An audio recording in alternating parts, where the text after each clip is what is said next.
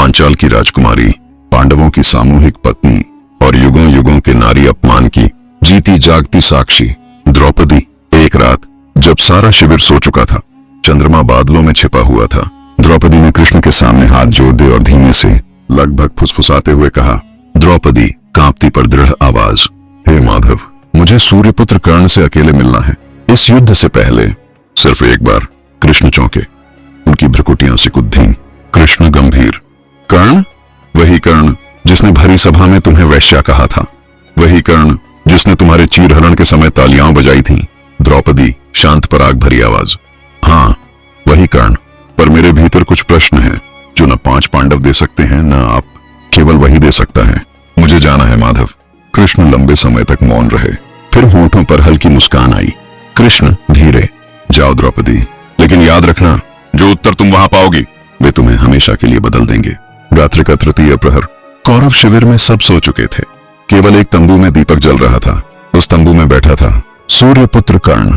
उसके मन में द्वंद्व की आग धधक रही थी, एक ओर दुर्योधन की मित्रता, दूसरी ओर अपनी आत्मा की पुकार। तभी द्वारपाल ने सिर झुकाकर कहा, द्वारपाल, महारथी, पांडव पत्नी द्रौपदी आपसे अकेले में मिलना चाहती हैं। कर्ण का हृदय एक पल को रुक गया, हाथ से कवच सरक गया, वह स्तब्ध। फिर धीरे से बोले, कर्ण गला रूंधा, अंदर आने दो। कदमों की धीमी आवाज, कपद्धे की सरसराहट। द्रौपदी भीतर आई। उसके लंबे केश खुले थे, चेहरे पर न क्रोध था न घृणा, बस एक गहरा ठंडा शून्य, जैसे वर्षों के अपमान ने उसकी आंखें खाली कर दी हों। दोनों एक दूसरे के सामने खड़ी लड़े रहे। कितने ही पल बीते, कोई बोला नहीं, सिर्फ सांसें सुनाई दे रही थी। फिर द्रौपदी ने सबसे पहला प्रश्न पूछा। द्रौपदी धीरे पर साफ, कर्ण, क्या सचमुच तुमने मुझे उस दिन वैश्या कहा था? क्या मेरी मर्यादा इतनी सस्ती थी कि मेरे चीरहरण के समय तुम हंसते रहे? कर्ण की आंखें नीचे झुक गईं, उसका गला भर आया। कर्ण टूटती आवाज, हाँ मैंने कहा था, लेकिन वे शब्द मेरे नहीं थे द्रौपदी, वह मेरा आहत अभिमान बोल रहा था। उस दिन तुमने से पहले तुमने सबके सामने मुझे सूतपुत्र कहकर ठुकरा दिया था, वह घाव आज भी ताजा है। और उस दिन तुम्हारी अस्मिता पर जो हाथ उठा, वह अपराध मेरे जीवन का सबसे बड़ा कलंक है। मैं सूर्यपुत्र हूं, पर अपने कर्म से कलंकित हूं। द्रौपदी की आंखें भर आईं। द्रौपदी रोते हुए, अगर मैंने उस दिन तुम्हें न ठुकराया होता तो क्या आज यह सारा रक्तपात न होता? क्या तुम मेरे साथ होते?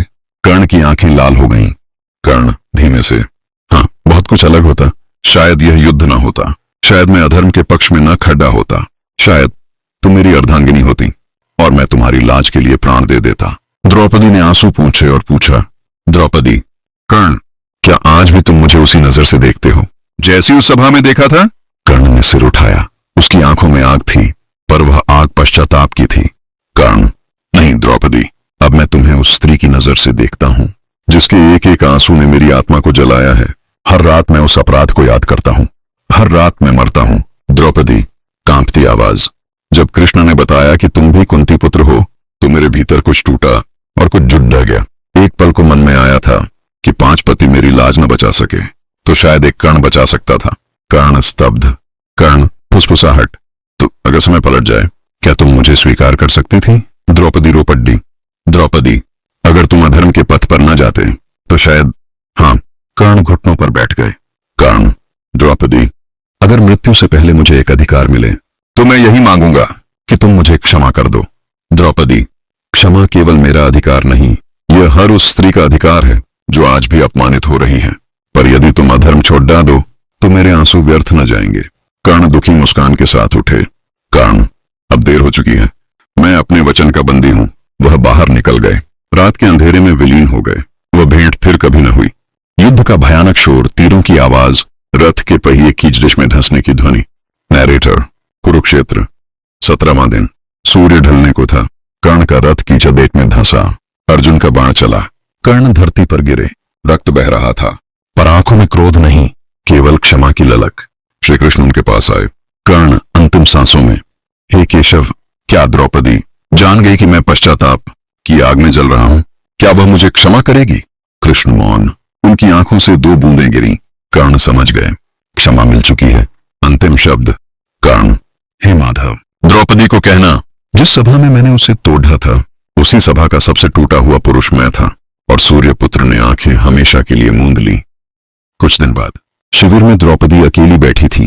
कृष्ण ने उसके हाथ में सोने का अर्धचंद्राकार ताबीज रखा। कृष्ण, मरते समय तुम्हारा नाम उसकी सांसों में था। द्रौपदी चुप, फिर धीरे से बोली, द्रौपदी, अब कोई सभा किसी नारी को अपमानित न कर सके। मैं अब केवल द्रौपदी नहीं, समस्त नारी जाति की आवाज बनूंगी। भाग 10, अंतिम मुक्ति। 2 से 8 मिनट। शांत संगीत। एक दिन द्रौपदी ने कृष्ण से कहा, मुझे उस जगह ले चलो जहां कर्ण मारा गया था। कुरुक्षेत्र पहुंची, धरती छुई, सपने में कर्ण सामने खद्दा। द्रौपदी रोते हुए, तुम्हारा रथ क्यों नहीं चला?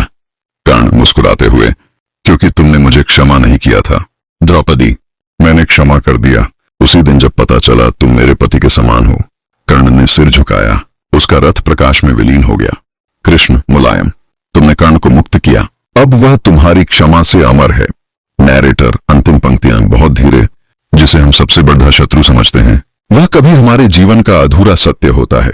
क्षमा दूसरों को नहीं, सबसे पहले खुद को मुक्त करती है।